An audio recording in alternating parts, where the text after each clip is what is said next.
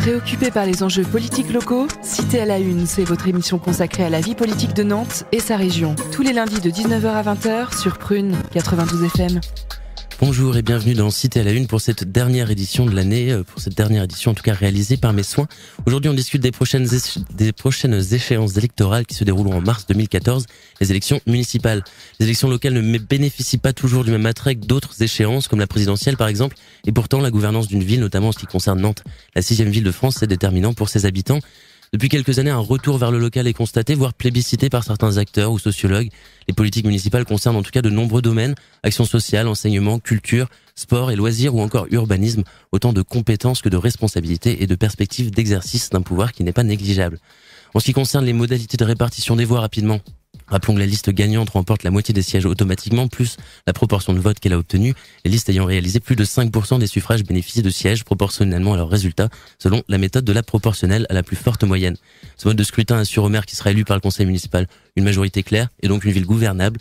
Ce mode de scrutin ne permet néanmoins pas une représentation d'une pluralité de partis au sein du conseil municipal puisqu'il faut récolter au moins 5% des voix, comme je viens de le dire, au second tour pour espérer obtenir un siège, ainsi que pour se voir rembourser ce qu'on appelle ces frais de propagande. Voilà pour quelques détails. Il ne s'agit pas ici ce soir de discuter réellement du fond ni des programmes.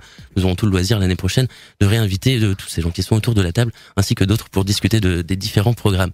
Aujourd'hui, il s'agit de se poser d'autres questions. Quels sont les principaux intérêts politiques d'une échéance électorale? Comment se déroulent pour chacun des partis les désignations des candidats à la mairie de Nantes? Comment forme-t-on des alliances? Quels moyens sont mis en œuvre pour sensibiliser et mobiliser les électeurs sur les élections municipales? Nous répondrons à toutes ces questions dans Cité à la Une, avec Laurence Garnier de l'UMP, Julien Bainvel de l'UMP également, Bertrand Vrin des Alternatifs, Christian Bouchet du Front National et Vincent Bessot, secrétaire de section du Parti Socialiste, dans un instant dans Cité à la Une.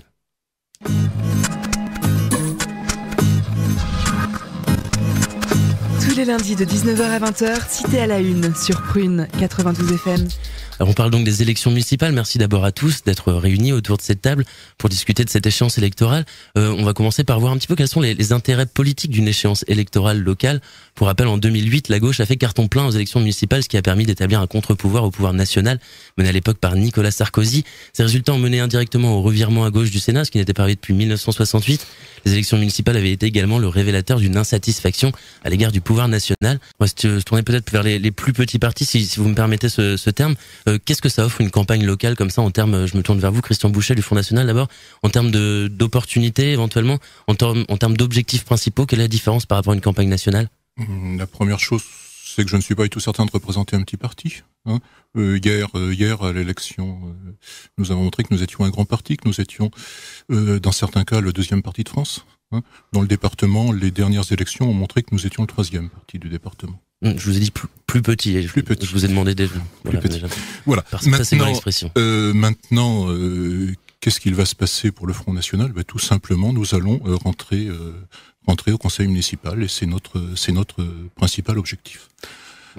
Oui. Est-ce que ça sera une campagne locale ou est-ce que ça sera une campagne avec des enjeux nationaux? Eh bien, pour nous, ça sera 60% nationaux et 40% locaux à peu près, puisqu'on est convaincu que nos concitoyens vont dans cette élection sanctionner les incapables de gauche et les incapables de droite. Donc c'est plutôt l'ambition de s'imposer comme un parti national majeur qui pour le Front National. Parlons un petit peu de désignation tout de même de chef de file, puisque même si c'est les projets qui sont importants, voilà, on aura l'occasion de les traiter, ce n'est pas l'opportunité aujourd'hui forcément la plus pertinente. Au Front National, Christian Bouchet, vous avez été désigné plutôt dans la discrétion il y a déjà plusieurs semaines. Qu'est-ce que ça va changer? Vous serez prêt plus tôt pour le terrain peut-être? Alors j'ai été désigné en février. Je l'ai dit en février. Dans la discrétion, je ne sais pas, j'ai fait une conférence de presse à laquelle un certain nombre de vos collègues sont venus. C'était pas spécialement discret.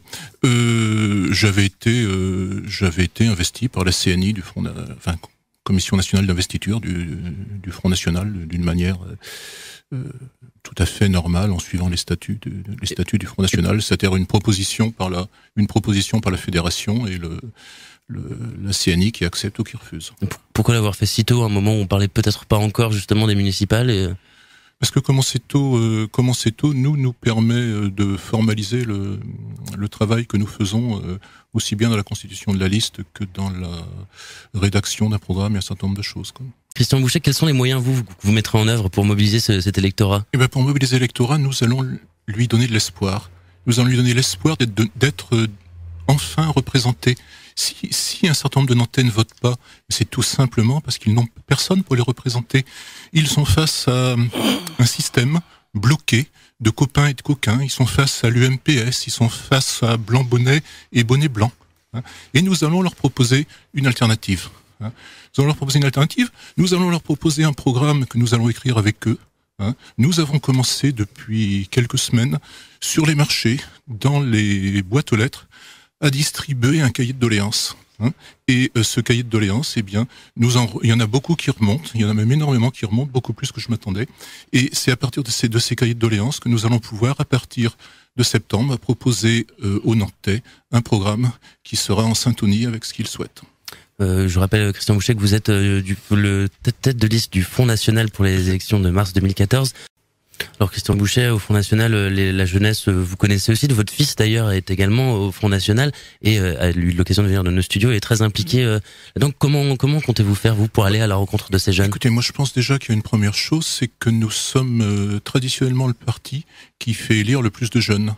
Et nous avons le plus jeune député de France. Nous avons les plus jeunes conseillers régionaux de France. Et demain, nous allons peut-être faire élire un député qui aura 23 ans, à Villeneuve-sur-Lot. Voilà. Maintenant, pour faire participer les jeunes, c'est exactement pareil que pour les moins jeunes. Il faut leur donner de l'espoir. Pourquoi les jeunes ne votent pas ? Parce qu'il n'y a aucune raison qu'ils votent pour des politicards. Il n'y a aucune raison qu'ils votent pour un monde vieux, vieilli, poussiéreux. Donc il faut leur donner de l'espoir, il faut leur donner l'espérance d'une autre politique, l'espérance d'un autre personnel politique. Voilà. Vincent Bessot du Parti Socialiste. Oui, moi quand j'entends espoir, je rappellerai que le parcours de Monsieur Bouchet est quand même édifiant. Donc moi, l'espoir avec des organismes aussi séditieux et très clairement nationalistes, voire fascistes, je pense que un tout petit peu de rappel historique ferait du bien. Alors je laisse Christian Bouchet répondre après, si vous voulez bien. On va effectivement faire un rappel historique. Je suis nationaliste français, je suis patriote français, j'aime ma patrie, et je pense qu'on peut pas en dire autant de tous les hommes politiques. Maintenant, si notre ami veut qu'on fasse un rappel politique, on va rappeler, je pense qu'il doit être un des héritiers au moins théorique de François Mitterrand. Eh ben, on va rappeler la collaboration de François Mitterrand. On va rappeler François Mitterrand, ministre de l'Intérieur, qui faisait fusiller les nationalistes algériens. On parle de vous, Monsieur Bouchet. Et on peut rappeler un certain nombre de choses comme ça. Alors, bon.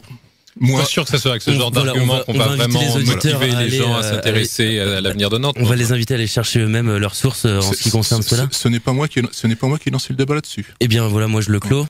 Eh bien, je vous remercie. Je vois qu'il y aura beaucoup de débats, notamment sur les personnalités, également sur les contenus, je n'en doute pas, très prochainement, dès l'année prochaine, dans Cité à la Une. Beaucoup d'enjeux dans ces élections municipales à Nantes en mars 2014. Vous pouvez d'ores et déjà réécouter l'émission réalisée le 11 février dans Cité à la Une, autour du droit de vote des étrangers aux élections municipales, par exemple.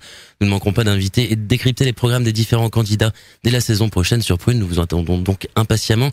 Une émission qui reviendra à Simon Hins, qui me succédera à l'animation de Cité à la Une et à qui je souhaite autant de plaisir que j'en ai eu à animer cette émission tout au long de l'année. Merci à vous, représentants du corps politique, d'avoir répondu positivement dans la mesure de vos possibilités à nos invitations dans Cité à la Une. Merci à toute l'équipe de Prune, mais surtout aux 260 bénévoles qui font vivre ce beau projet qu'est Radio Prune. Merci à Guillaume pour ta réalisation et merci à vous, chers auditeurs, d'avoir suivi Cité à la Une cette année. À très bientôt sur les ondes de Prune. Tous les lundis soirs à 19h sur Prune, c'est Cité à la Une, votre émission de politique locale sur le 92 FM.